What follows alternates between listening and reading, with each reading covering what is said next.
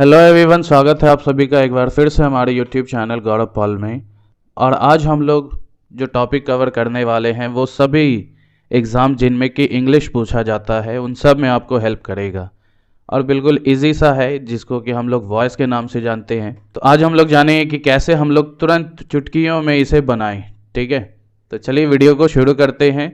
बस वीडियो को पूरा देखिएगा। आपको हर अभी आपके सामने जो सेंटेंस दिख रहा है ये है V1।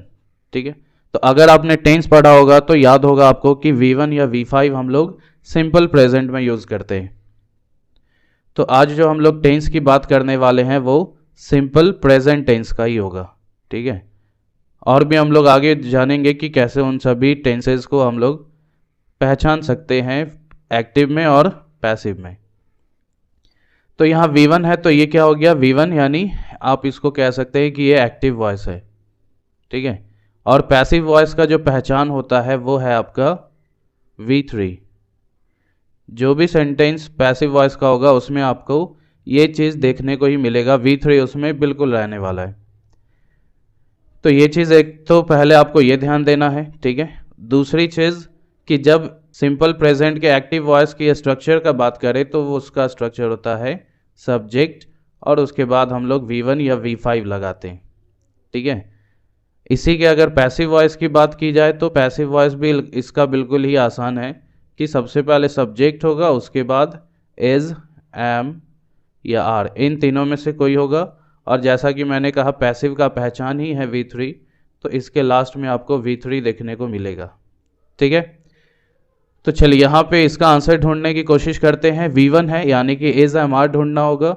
यहाँ पहले ऑप्शन में इज दिख रहा है, दूसरे में विल है तो ये तो होगा नहीं, तीसरे में भी इज है तो ये भी हो सकता है, और चौथे में हैज़ बीन है तो ये भी आंसर नहीं होगा। तो ऑप्शन 1 और 3 में है इज, तो अब चेक करते हैं कि कौन सा सही होगा। तो मैंने क्या कहा कि सब्जेक्ट इज एम आर के बाद क्या आना चाहिए, V3 आना चाहिए। यहाँ पर क्या आ रहा है, बिंग। बिंग एक V4 है, इसलिए इसका आंसर जो है वो कौन सा होगा, ऑप्शन 3। ठीक है, चलिए एक और सेंटेंस देख लेते हैं। जैसे है Sameer learns his lessons daily, तो लर्न्स यानी V5। ठीक है, और अभी मैंने क्या कहा कि सिंपल प्रेजेंट का पहचान ही है एक्टिव वॉइस का, उसमें V1 या V5 होता है। तो ये सिंपल प्रेजेंट टेंस है। अब चलिए आंसर ढूंढते हैं। पहले में क्या है, वॉज है लिखा हुआ तो ये तो होगा नहीं, दूसरे में इज है, उसके बाद V3 भी है। ठीक है, तो ये हो सकता है। तीसरे में आर है, यहाँ V3 है, ये भी हो सकता है। चौथे में वर्ड है तो ये तो होगा ही नहीं। अब देखिए दो ऑप्शंस आ गए हमारे पास, इसमें से अब दो ऑप्शन आ गए, इन्हीं दोनों में से कोई अपना आंसर है। तो यहाँ ठीक, यहाँ हेल्पिंग वर्ब के पहले क्या दिख रहा है, लेसन्स, जो कि प्लूरल होता है, और प्लूरल के साथ हम लोग क्या लगाते हैं, आर, इसलिए आपका ऑप्शन 3 होगा आंसर, ना कि 2 वाला। ठीक है, तो आई होप कि यहाँ तक समझ में आ रहा होगा। चलिए एक और क्वेश्चन देख लेते हैं, ये भी बिल्कुल ईजी सा है। क्या है यहाँ पर, इंटरेस्ट्स, ये क्या है, V5 है यानी सिंपल प्रेजेंट टेंस। तो अगेन हम लोग इज, एम, आर और V3 खोजेंगे। तो यहाँ पे क्या है, एम है, हो सकता है आंसर। वॉज, ये तो होगा नहीं। विल बी, ये भी आंसर होगा नहीं। हैव बीन, ये भी होगा नहीं। चलिए तो इसमें और मेहनत करने की ज़रूरत नहीं पड़ी, ऑप्शन 1 होगा आपका आंसर। नेक्स्ट क्वेश्चन देखते हैं हम लोग। ये थोड़ा बड़ा है बट घबराइएगा नहीं, बिल्कुल आसानी से बनेगा। द स्कीम परमिट्स, परमिट्स क्या है, V5 है। तो ये तो समझ में आ गया कि इसका पैसिव ढूंढना है, और पैसिव के लिए इज, एम, आर, V3 ढूंढना है। तो चलिए ढूंढते हैं। पहले ऑप्शन में है, यहाँ मे बी दिख रहा है तो ये तो होगा नहीं। चलिए दूसरे ऑप्शन में देखते हैं, यहाँ हैव बिन लिखा हुआ है तो ये भी आंसर नहीं होगा। तीसरे में है आर परमिटेड, यानी आर के बाद V3 है तो ये हो सकता है। चौथे में वर्ड लिखा हुआ है तो ये भी ऑप्शन हमारा गलत है, तो ऑप्शन 3 क्या होगा, हमारा आंसर हो जाएगा।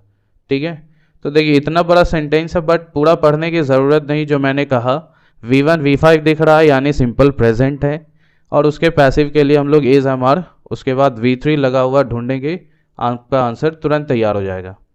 नेक्स्ट क्वेश्चन है, दे फंड स्कूल्स फॉर गर्ल्स, यानी कि यहाँ पे जो फंड है वो क्या है, V1 है। तो इज, एम, आर, V3 ढूंढना है फिर से। चलिए तो ये क्या है, वॉज है, ऑप्शन 1 तो होगा नहीं।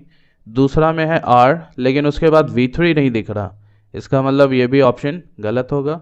यहाँ पे है आर उसके बाद V3 तो ये हो सकता है।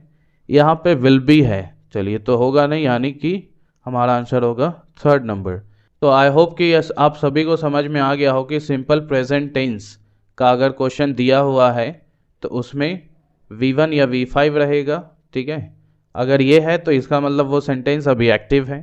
अगर इसका पैसिव ढूंढना होगा तो क्या करेंगे, इज, एम, आर और उसके बाद V3, बस यही ढूंढना है, आपका आंसर तुरंत मिल जाएगा, ठीक है। इसके प्रैक्टिस के लिए मैंने क्वेश्चन नीचे दिया हुआ है डिस्क्रिप्शन में, तो आप वहां से प्रैक्टिस ज़रूर करिएगा। और हमारे टेलीग्राम चैनल का भी लिंक वहां दिया हुआ है, तो आप उस ग्रुप में भी जुड़ सकते हैं जिसमें बहुत सारा वर्ड मीनिंग है, इस तरह के नोट्स मिलेंगे आपको। तो मिलते हैं नेक्स्ट वीडियो में जिसमें हम लोग जानेंगे कि प्रेजेंट कॉन्टिन्यूअस का पैसिव वॉइस कैसे खोजा जाए, कैसे पहचाना जाए। तो मिलते हैं नेक्स्ट वीडियो में। Thank you.